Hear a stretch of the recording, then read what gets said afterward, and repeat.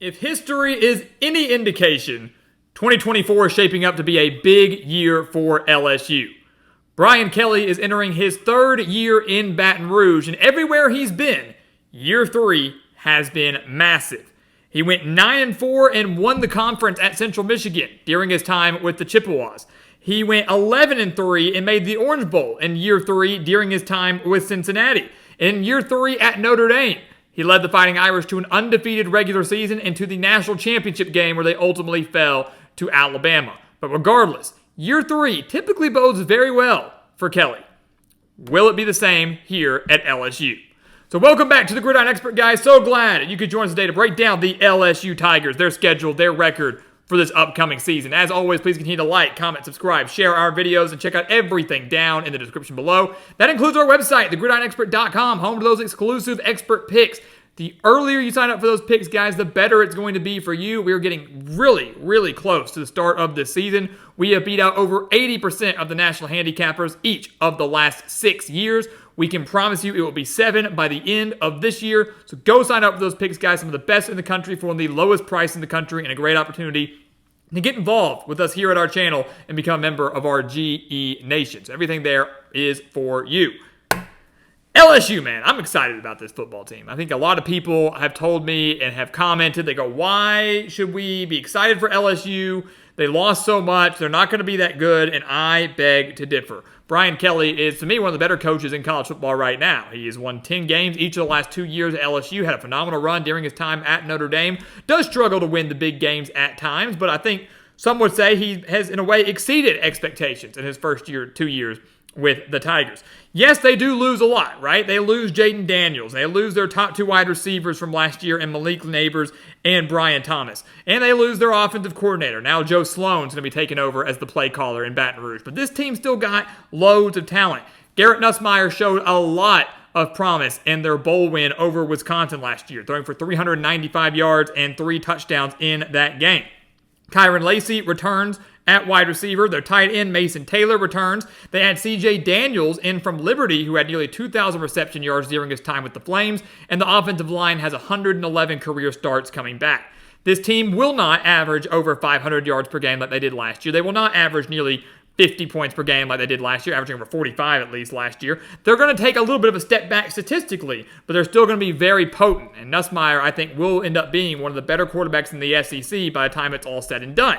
The defense, that's what held LSU back last year. You go back and look at last season. The Tigers went 10-3. Their only losses to Florida State, Ole Miss, and Alabama. All of those games away from Baton Rouge. Florida State at a neutral site, and Ole Miss and Alabama both on the road.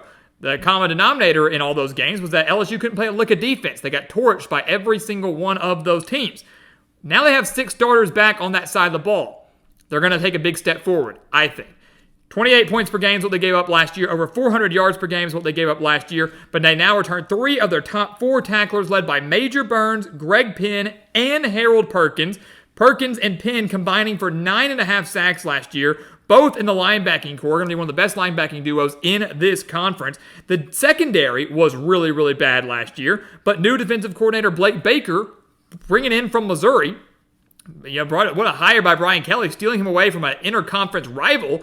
I think it's going to work wonders with the secondary. Missouri had a dang good defense last year. Baker helping lead the Tigers to an 11-win season and a Cotton Bowl win last year. Savion Jones anchors the defensive line. The secondary, led by Zy Alexander, Sage Ryan, and Jordan Gilbert, transferring in from Texas A&M. All of those players are set up to improve this LSU defense significantly, and that front 7, guys, is going to be nasty. So all in all, guys, LSU, they're loaded with talent. They've got a great coach. Yes, a new offensive coordinator. Yes, a new defensive coordinator, but this is a team that can win a lot of games this year. This is a team that can hit 10 wins for the 3rd straight year under Brian Kelly, and this is a team that can and should expect to make the college football playoff, now that it's expanded, in 2024. Take a look at their schedule, though. It's not easy. That's life in the SEC, right? We'll start with USC.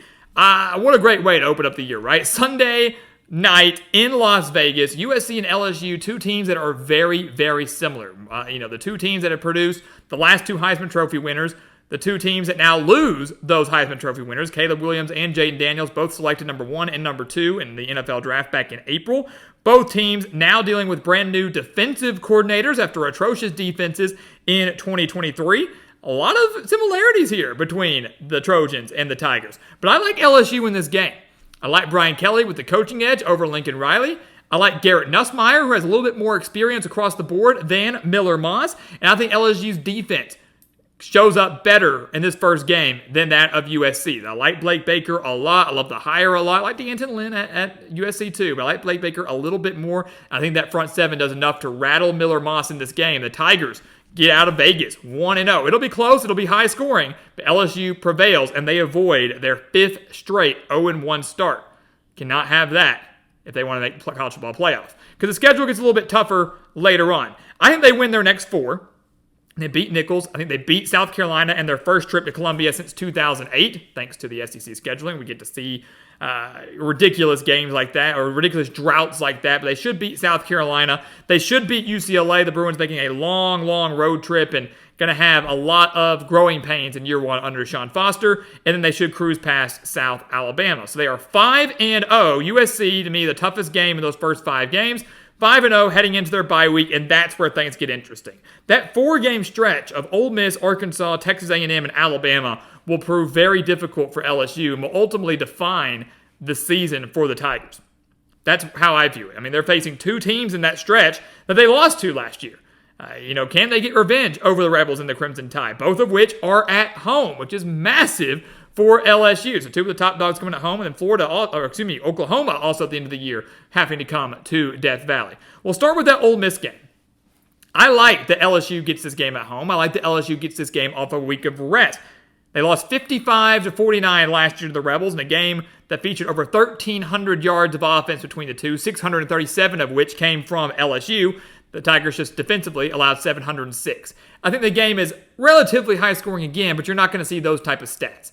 LSU's defense has improved. Ole Miss's defense has improved, no doubt about it. But give me the Tigers to take care of business at home. LSU's offense, I do believe, can match Ole Miss's step for step, and there's something about this game being in Death Valley. Home field advantage playing a massive, massive role in this game. The Rebels have not won in Baton Rouge since 2008. So well-rested, with revenge on their mind, with home field advantage, undefeated, potentially top 10 showdown. Yeah, I'm taking the Tigers in that game every single day. So they take care of business against Ole Miss. They then go on the road to Arkansas. That is a trap game. Major, major trap game. The last 4 meetings between LSU and Arkansas have been decided by a field goal. Last 4 meetings decided by just 3 points, including last year, with that atrocious Arkansas team nearly beat LSU in Death Valley, LSU surviving 34-31. This is going to be a close game in Fayetteville. The Razorbacks should improve offensively. New offensive coordinator Bobby Petrino returning to Fayetteville. A lot of transfers coming in, underrated wide receiver core, and that Arkansas defense is going to be better than people realize. But LSU's got their number, man. They're 3-1 in those last 4 games against the Razorbacks. I still like their quarterback right now better than Taylon Green at Arkansas. I think that front 7 wreaks havoc on the Arkansas offensive line. That should improve, but isn't where it needs to be, especially under a Sam Pittman-led squad. LSU narrowly survives Arkansas for another year. Make it 4 of the last 5. They narrowly survive the Razorbacks. But the Tigers win, and they're 7-0. They are 7-0, maybe top 5 in the country at this point. Things are looking good until they aren't when they lose in College Station to Texas A&M. The 12th man. They're going to play a role here. A&M has a sneaky good team in year 1 under Mike Elko. They've got an experienced quarterback in Connor Weidman. They've got a very solid wide receiver core, and that front 7 defensively is really, really good. A&M's got a lot of talent. 9 starters back on that defensive side of the ball. We talk about the front 7, but in particular, it's the defensive line more than anything that's the strength for Texas A&M. I like this squad. I'm not saying they're going to go win 8, 9, 10 games in year 1 under Elko, but they've got the talent to do so if they can stay healthy. With the 12th man on their side, LSU not playing very well in College Station historically since A&M joined the SEC. They fall to the Aggies for their first loss of the year right before their second bye week when they come back home to take on Alabama to kick off the month of November. This game is huge because if you look past Alabama, the schedule is pretty manageable for LSU. At Florida, Vanderbilt, and Oklahoma, both at home, you would expect the Tigers to be favored in all 3 of those games, and maybe they're favored in the Alabama game too. But if you get past Alabama, an 11-1 season is very, very realistic. If you fall 10-2 is there, but 10-2, you are on the outside possibly looking in for that 12-team playoff. You'll have to sweat it out a little bit. I think 11-1 guarantees you that spot either in an SEC championship or playoff. 10-2, wait your fate on Selection Sunday. So this Alabama game is massive for that reason, and honestly just so many others. Two of the best teams over the last decade or so, Alabama and LSU, a lot of classic games. But now Alabama no longer has Nick Saban, so a lot of people are venturing to take LSU in this game. They were off the bye week, they've got the game in Death Valley, no more Nick Saban. Give me the Tigers, right? I'm going to say no.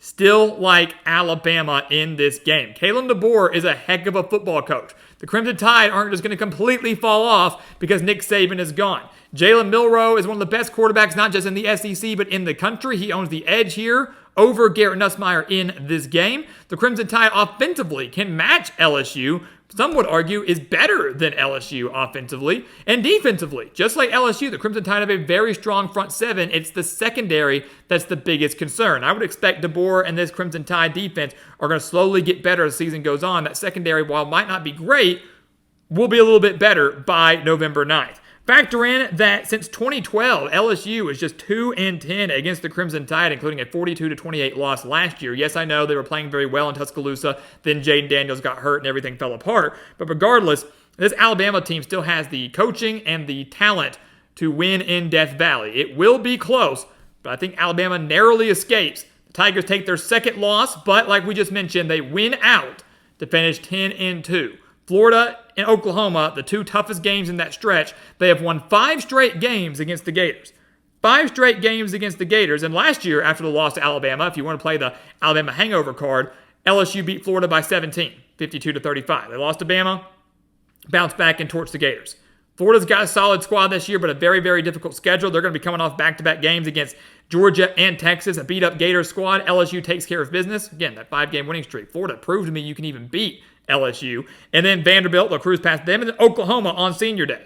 Oklahoma has an improved, take that back. They've got a transfer-loaded offensive line. They lose all their starters from last year on the offensive line. Have the transfers clicked? Have they gelled? Will they be able to handle this elite front seven of LSU? That's the million-dollar question here. The Sooners have a fantastic defense. They've got a young but talented quarterback in Jackson Arnold. The Sooners will hold their own in just about every single game they play this year, but they will not have enough to win in Death Valley, where the Tigers are 13-1 under Brian Kelly and where they have won 7 straight home finales. LSU finishes the year at 10-2. Feel very confident about that. Maybe you disagree with the exact placement of the losses, but I do think 10-2 is about right for Brian Kelly's squad. The million-dollar question is, will that be good enough to get them to the college football playoff for the first time under him, or will they just barely miss out?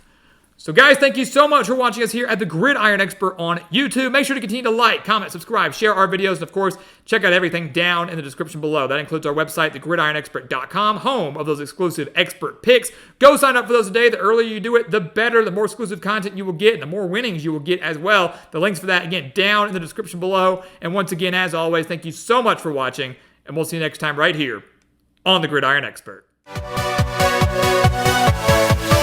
Yeah.